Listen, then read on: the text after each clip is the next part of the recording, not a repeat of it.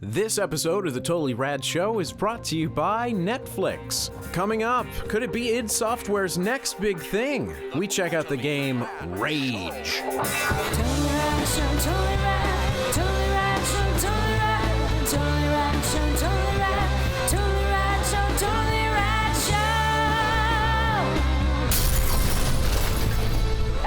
And welcome to the Totally Rad Show. We've got a great week for you. Today we're finally getting our hands on id's supercomputer, aka Rage. Rage! And then tomorrow we are going to be talking about a new film called The Ides of March. Correct.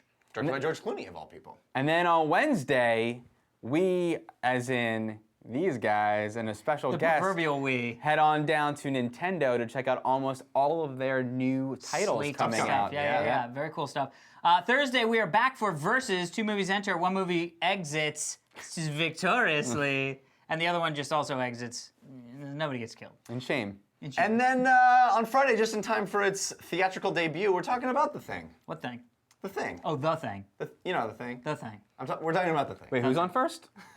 Speaking of Nintendo, awesome background. One of the things we saw, Mario Kart, the new Mario Kart. Mario Kart 3DS. 7, they're calling it for some reason. They've never numbered them before. But Well, now they are. But that's an awesome Totally Rad Show Mario Kart background sent in to us by Stephen Hamill. Thank you, Stephen. Correct. We appreciate it. All right, people, let's get into the shows. Hey, if you want to send your background, send it to Really? fans at TotallyRadShow.com. That's where you send it.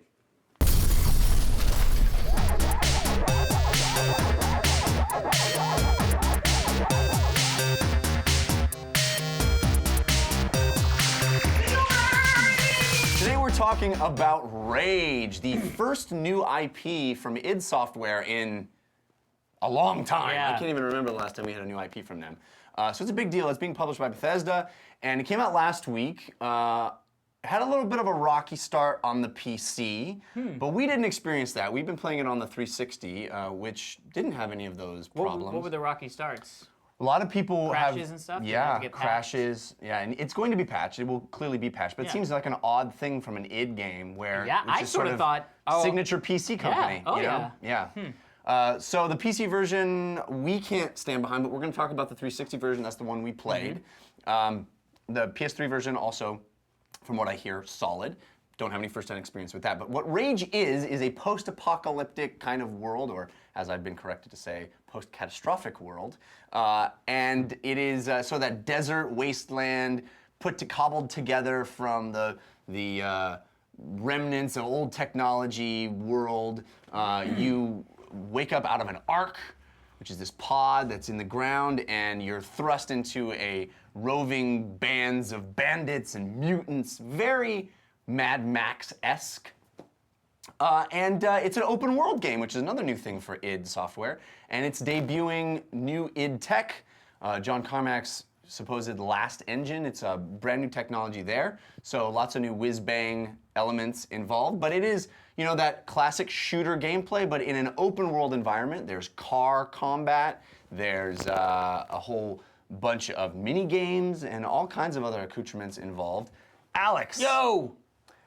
You loved Borderlands, Yes. but you don't like Grand Theft Auto. No, I'm not And a I big would open sort world of, fan. I have on other podcasts described this game as Grand Theft Auto if instead of them sort of tacking on shooting at the end of Grand Theft Auto and needing to iterate over many generations to get it right, Yeah. they started with shooting that's really good Yeah. and then built a Grand Theft Auto world around that.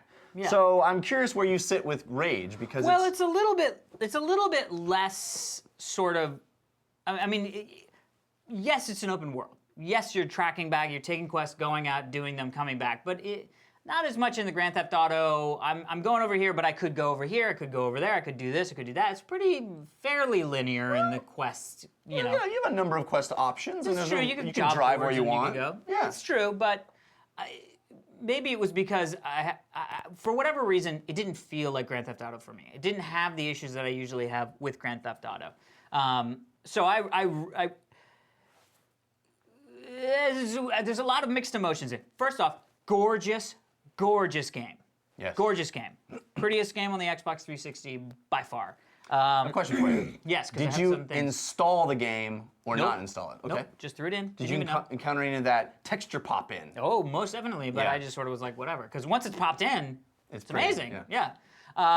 And it would sort of pop in at the beginning of a level, and then you would go, and you wouldn't see any need to, you know what I mean? It just sort of Yeah. happened at the beginning.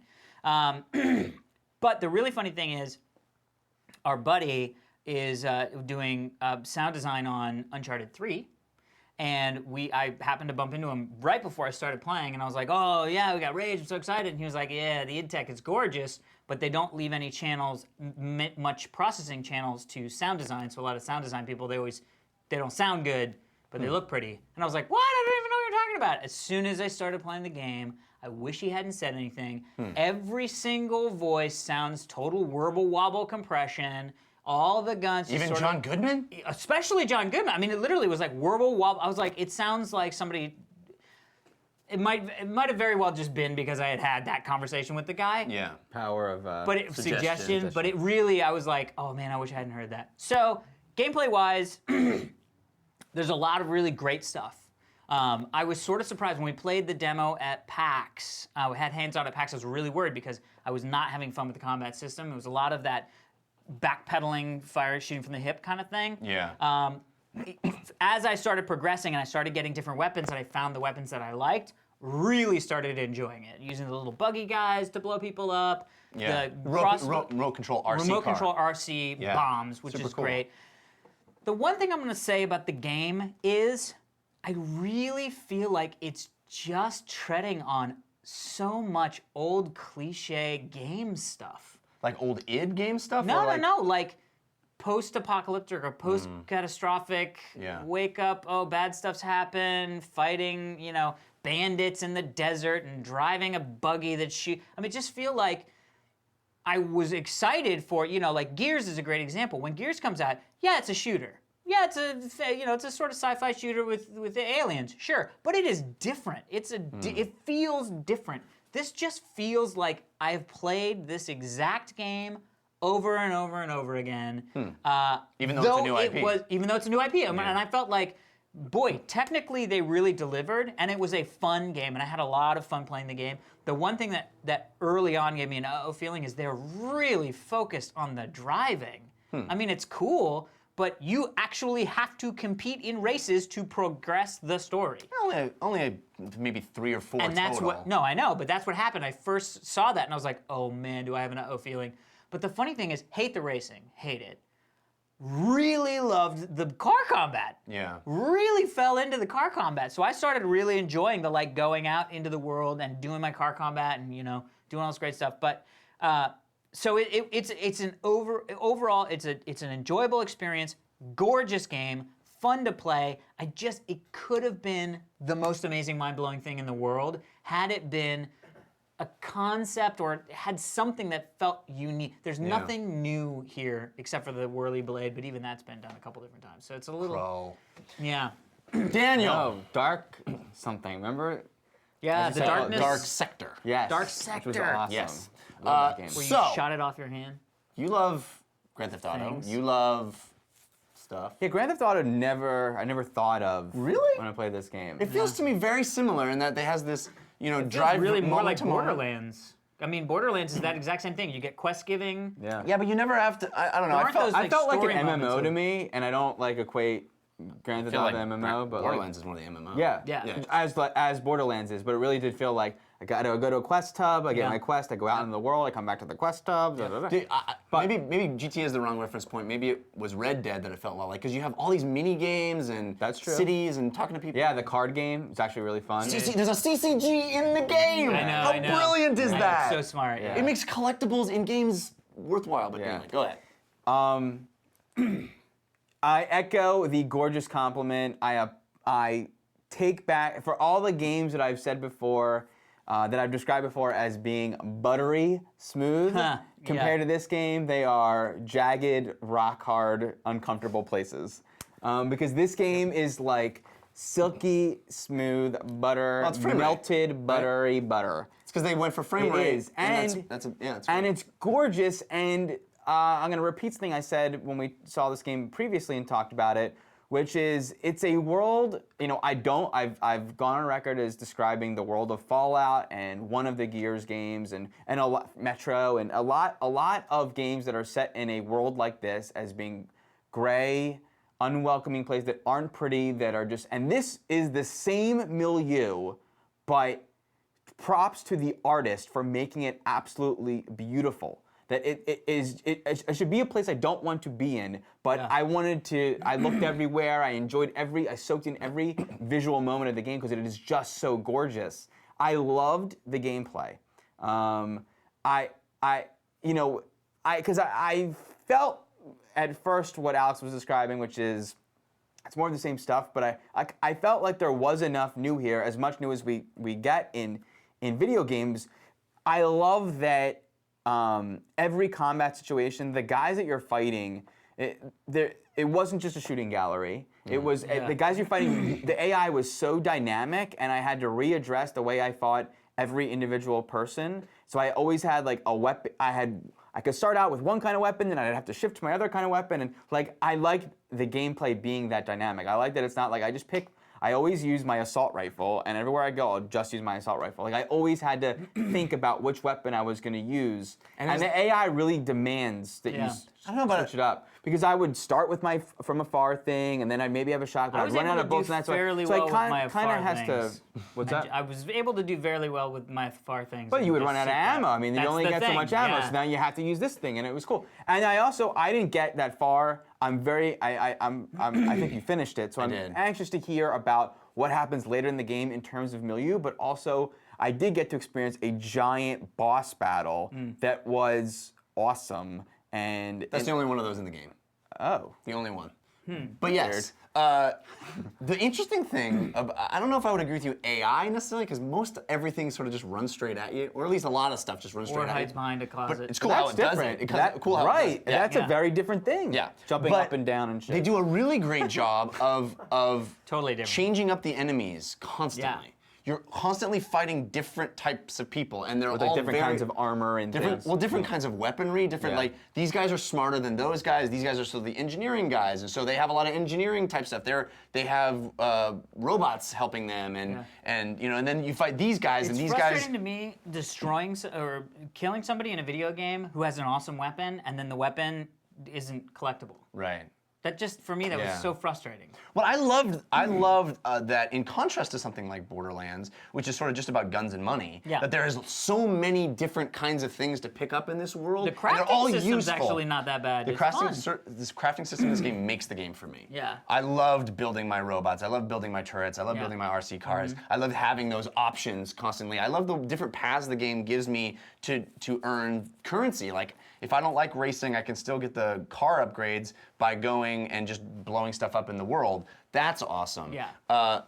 You do move through lots of different areas. However, the game keeps revisiting the same areas. Oftentimes you'll have a mainline quest that tells you to go and do a certain thing, and that really becomes just a first-person shooter level. Yeah. But sort then of you'll instances or whatever where you're. Yeah, kind of. I guess that's an interesting way to put it. But then you'll get a secondary quest that just has you go back to the same place. And one of them, like, you go back and you do it in reverse, which is an interesting way to do it. But by the end of the game, I found myself going, I don't want to just go back to those same places. I want to have new places, even though the places are awesome and beautiful, as you guys said. It also has one of the most disappointing endings in recent memory. Just very underwhelming, anticlimactic, abrupt, odd, unsubstantial. The narrative doesn't really wrap up in a satisfying way. But there's a lot to like. I really like this game. There's a ton of gameplay. I finished it about 14 hours. That's really hefty for a first-person shooter type game. And I didn't do very much racing stuff at all. So there's lots to do. There's lots of different ways to do it. It's a really great step forward, I think, for id. And the shooting is so satisfying. They really know how to make those games. Yeah. And like you said, so buttery and smooth that you have fun in those environments, being effective with your weaponry. I think this is a great game. It's too bad the PC version is. I am very excited to see what other companies are now able to do with the idTech. Yeah. Now that it's available. You know, we saw all those great games after Gears of War using the Unreal Engine that was like. Yeah. And I'm excited. Great idTech 4 stuff too after what Doom was. Doom 3, right? Yeah. So I think it's great. It has flaws, and by the end, I think I was halfway through this game. I was way higher on it than I was by the end of it. But overall, and that comes on 3 discs on the 360. That second disc is completely different visually and milieu-wise than the first disc. Completely different. So it's worth it. It's a great game, I think. Cool. Yeah. All right, everybody, be sure to stick around for. Mike interviews the cast of The Thing. But first, we want to thank our sponsor. We do want to thank them. Daniel Trachtenberg. And that sponsor is Netflix. With more than 23 million members. Wow, that's a lot of members. Netflix is the world's largest subscription service, instantly streaming TV episodes and movies we could compare that to. directly to your Xbox, PS3, Nintendo Wii, PC, Mac. If you're watching our show, you are able to view iPhone, Netflix. anything. Exactly. As a Netflix Unlimited member, you can instantly watch as many movies as you want, anytime you want, for one low monthly price. There are no late fees or due dates. Amazing. For a limited time, as a new member and a TRS viewer, you can get a free 30-day trial membership. Go to netflix.com/TRS, sign up. Sign it up. And be sure to use that URL so that they know that we sent you. Perfect. All right, people. Well, we will see you tomorrow.